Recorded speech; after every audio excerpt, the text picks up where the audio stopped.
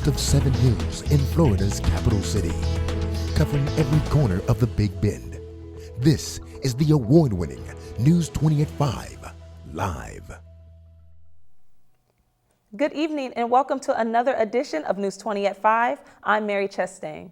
A Tallahassee man has been charged with attempted murder after a shooting at University Trails apartment complex yesterday.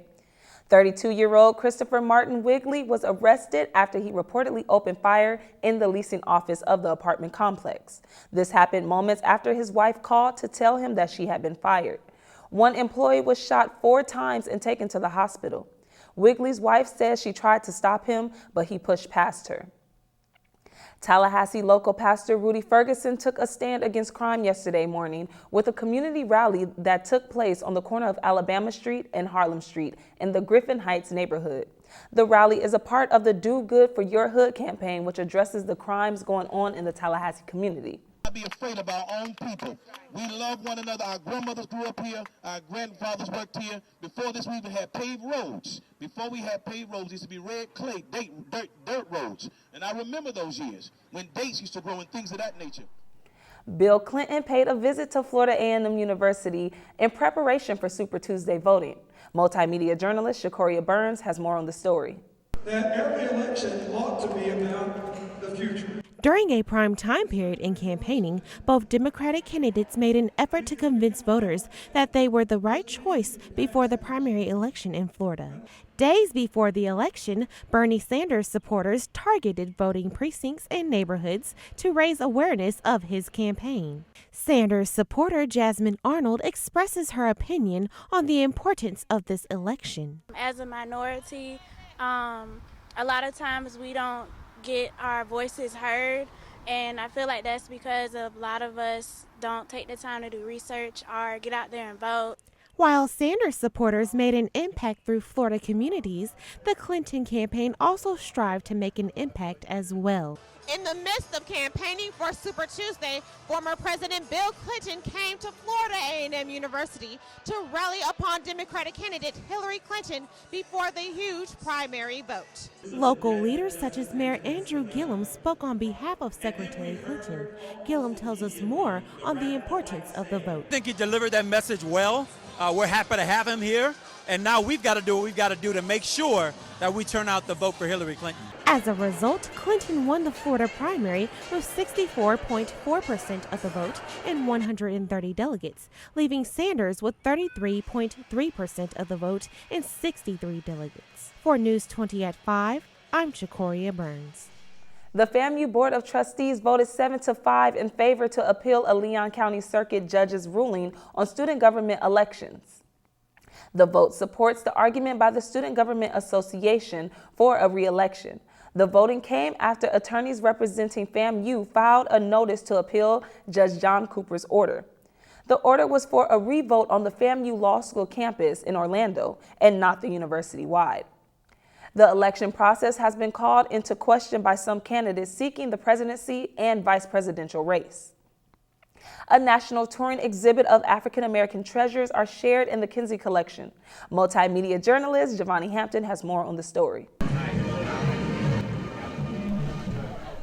The Kinsey Collection has been on national tour since 2007 and seen by over 3 million visitors. The Kinsey Collection has raised millions of dollars for numerous organizations and college programs at their alma mater. LaTondra Newton, Chief Social Innovation Officer, tells us how Toyota and the Kinsey Collection have the same values. They really connect with each other because they're talking about, telling those untold stories. Those things that people don't always hear about, that are not commonly advertised in our education system. Bernard Kinsey and his family are guided by the principles of to whom much is given, much is required. Kinsey shares his knowledge on the African American Treasures collection.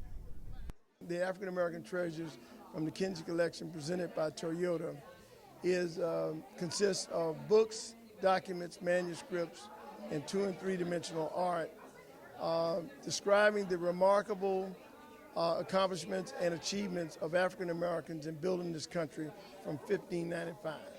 The collection is exhibited throughout 9 different museums. People of all ethnicities can be motivated, inspired, and educated. Students can step right inside the art gallery and experience this magical collection on African American history. Community, students, faculty, and staff gather right here at Florida A&M University in recognition of FAMU alum Bernard Kinsey and his wife Shirley Kinsey as they celebrate the positive impacts of the African American treasurers from the Kinsey Collection. You're watching FAMU TV 20. I'm Giovanni Hampton. Coming up, find out what restaurants are giving back to the community and find out what area may be affected by severe weather. Stay tuned. You're watching News 20 at 5. It was a shooting while my kids was in, so we were scared, so we didn't know what was going on. It had to do with drugs, and it's still going on. To see the young men reverse roles like that, so to speak, black quarterback at FSU, white star quarterback at FAM, first thing goes through my mind is what happened to me. Films range from heart-aching tales to comedic stories, but one thing is for certain, you do not want to miss it. 13 Thomasville, Georgia restaurants are giving back to the community one meal at a time. According to Red Cross officials, participating restaurants will donate a portion of their Thursday proceeds to the American Red Cross of Southwest Georgia. The donation will aid families, that have been displaced from their homes. A flood warning has been issued to Georgia residents along Ochlockonee River. The flood warning is active for those residing near the Ochlockonee River until Sunday evening. This morning, the river was measured at 37.2 feet. Flood stage begins at 36 feet. The river will continue rising to an estimated 37.7 feet by tomorrow morning. Primary access to homes along County Highway 12 on the east bank of the river in Leon County may become restricted. Presidential candidate Donald Trump held a campaign rally in Valdosta, Georgia, at Valdosta State University. The chairman of NASCAR and several other drivers endorsed Trump during the rally. Trump spoke on immigration reform, Obamacare, and building a wall. John S. Jones shares why he is in support of Trump. And I told Donald in person, I said, Donald, let me tell you this. Under no circumstances do you believe anything short of this. You, I believe, on my knees, my whole sacrifice of 20 years in the United States Army, you're God's anointed. ISIS has claimed responsibility for terrorist attacks at the Brussels airport and subway station. CNN Karen Kafa has more on the story. In Belgium, worst fears realized. We were fearing terrorist attacks, and that has now happened. Morning attacks on a subway station and the Brussels airport. There was an explosion, yeah. And soon after that one, there was a second one. ISIS has claimed responsibility. It started with 2 explosions in the departures hall of Zaventem Airport, outside of airport security checkpoints at around 8 a.m. Brussels time. About an hour later, an explosion at the Malbec subway station, close to a number of European Union offices. Both attacks at peak morning hours. I can't explain. It looked like war. It's unbelievable. It's unbelievable. It's really hard. Belgium's federal prosecutor says the 2 men in black seen here were responsible for a suicide attack at the airport. Officials are looking for the man in white as a suspect. The terror just 4 days after the arrest of Salah Abdeslam, the last suspect sought in November's Paris attacks. While noting it is still very early, Belgian security sources told CNN it's their working assumption that the network that carried out the Brussels attacks is the same that carried out the attacks in Paris. President Obama addressed the Belgium situation at the top of remarks in Havana. We will do whatever is necessary to support our friend and ally Belgium in bringing to justice those who are responsible. Meanwhile, here in the U.S., no specific threats, but heightened security at transportation hubs like New York's Penn Station and at airports in major cities like Washington, Chicago, and Los Angeles. In Washington, I'm Karen Kafa. Bernie Sanders took major wins against Hillary Clinton in the Alaska, Hawaii, and Washington state caucuses this weekend. In Alaska, Sanders won nearly 60 percentage points with 73% of the delegates. In Hawaii, Sanders was nearly 40 percentage points ahead of Clinton. And in Washington state, he was ahead by more than 50 points with 31% of the delegates. Though Sanders has a massive following in the West, the next few battles will be in the eastern states, a region where Clinton has a stronghold.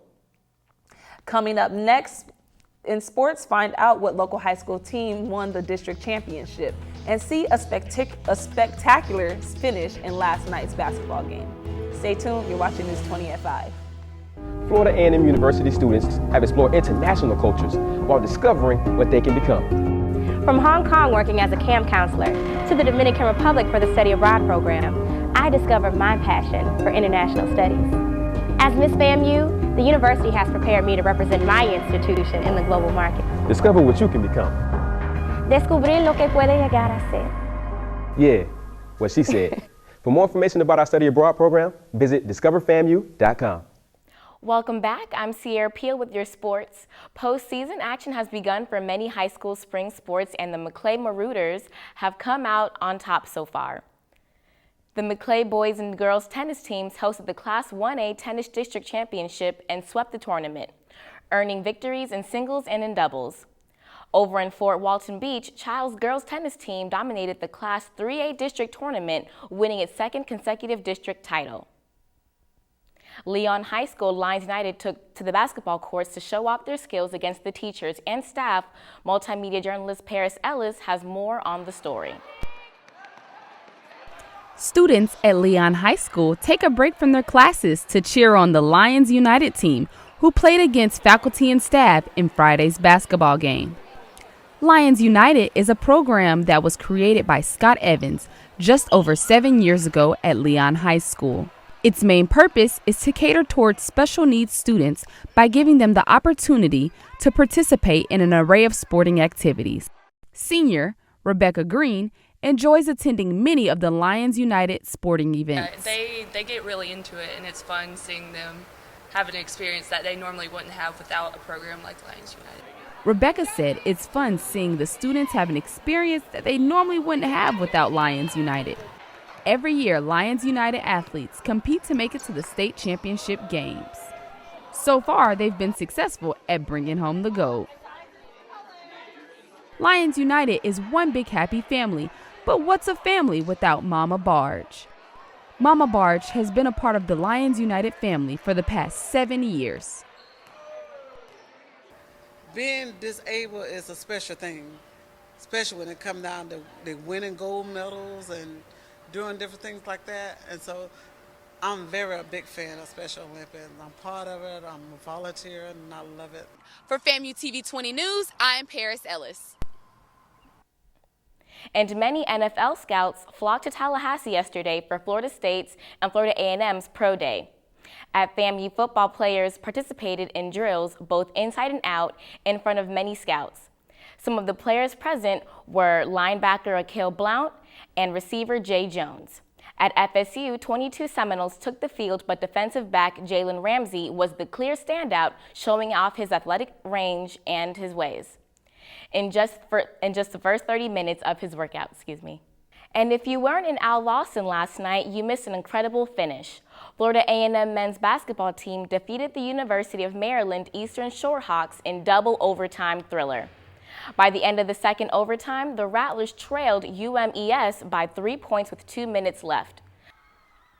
Thanks to a pair of turnovers by the Hawks, the Rattlers came within 1 minute left before Malcolm Bernard hit the winning shot to seal the game. That's all for sports. Back to you at the desk, Mary.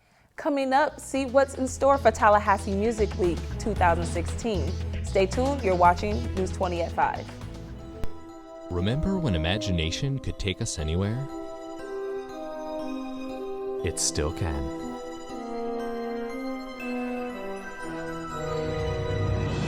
Destination Imagination is an extraordinary after-school activity that lets any child experience creativity, teamwork, and problem-solving.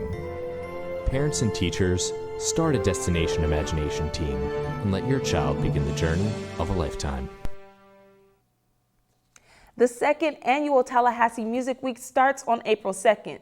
The 9-day music celebration will kick off with a concert by the Deepwater Band, Yellow Dog, and the FAMU Faculty Jazz Ensemble this Saturday on Adams Street during the Downtown Springtime Tallahassee Festival. Tallahassee Music Week is sponsored by the Knight Foundation Fund.